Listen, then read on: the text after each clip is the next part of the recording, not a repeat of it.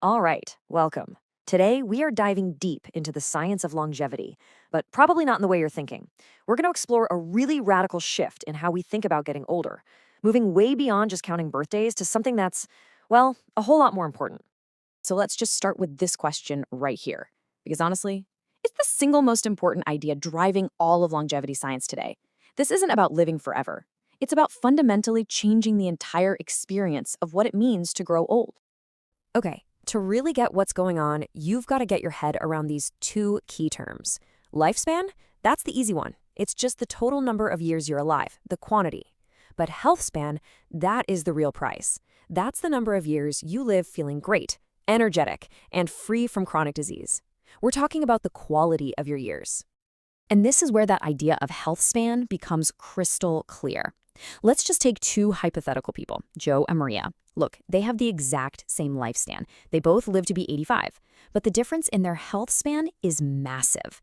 Joe's health span is 65, which means he spends his last 20 years battling diabetes with really limited mobility.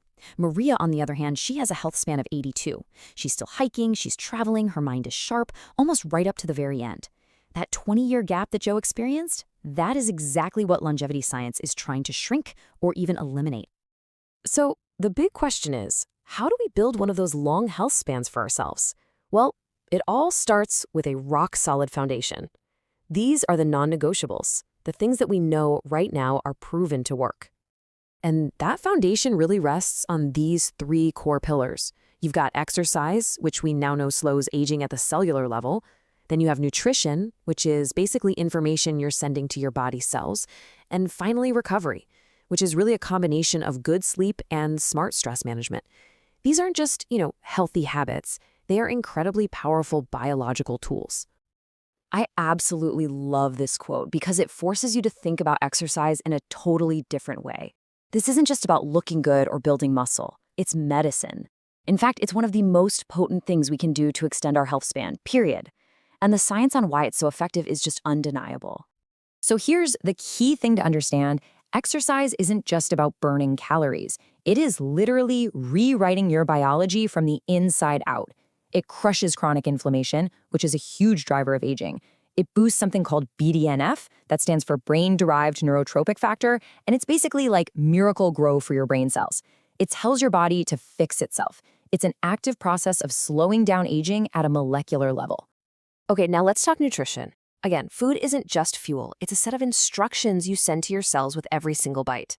Things like the Mediterranean diet, which is packed with anti-inflammatory foods, are consistently linked to longer, healthier lives.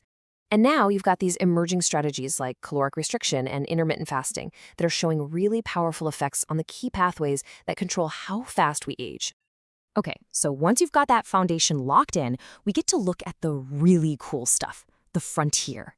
This is where science is getting wild, moving from just preventing damage to actively trying to hack the code of aging itself. All right, get ready for this. To understand the absolute cutting edge of longevity science, you have to meet the villains of the story. Scientists often call them zombie cells, and they are a huge target for anyone trying to turn back the clock. So their official name is senescent cells. And what they are old, damaged cells that basically forget how to die. They just hang around.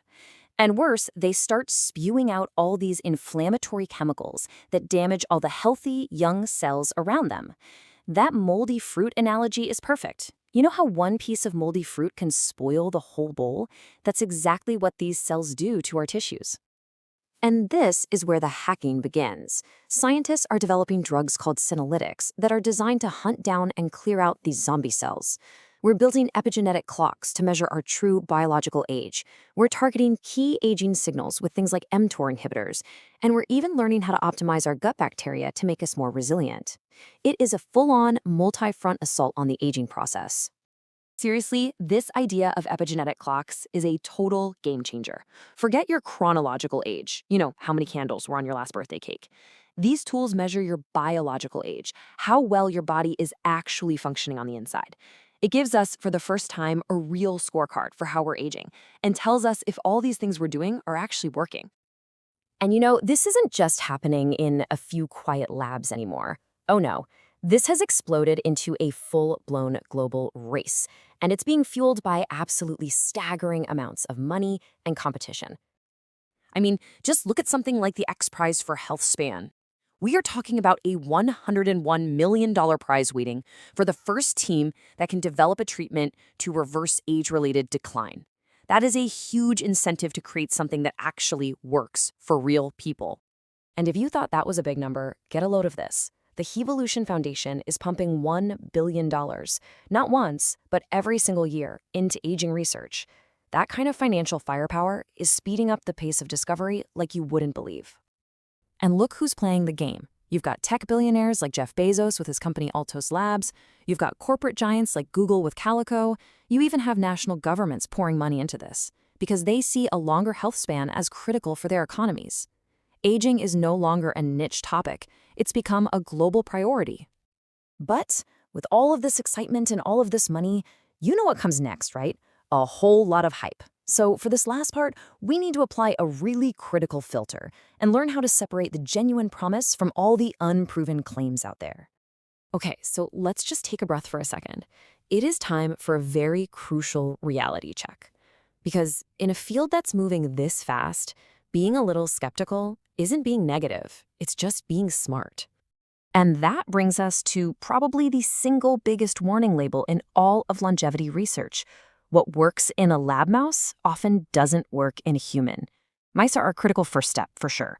But our biology is just infinitely more complex. And that's exactly why you have to be wary of those headlines about a miracle aging cure in mice until it's been proven again and again in people. This table, I think, does a great job of summarizing exactly where we stand today. Up at the top, you've got exercise and nutrition. The proof for that? It's got robust clinical evidence in humans. It's our safe, proven foundation. Then you have things like senolytics for clearing zombie cells. The promise is huge, but the proof is still just emerging in humans. And way out on the edge, you have things like cellular reprogramming. The promise is literally to reverse age, but the proof is still almost entirely in animals. Understanding the spectrum is absolutely key. Which leaves us with a final, really powerful thought. For the first time in human history, science is suggesting that aging is becoming less of an absolute certainty and more of a process we can influence. The tools we have today are already incredibly powerful, and the tools of tomorrow are right there on the horizon. So the question is no longer if we can change how we age, but what choices we're going to make.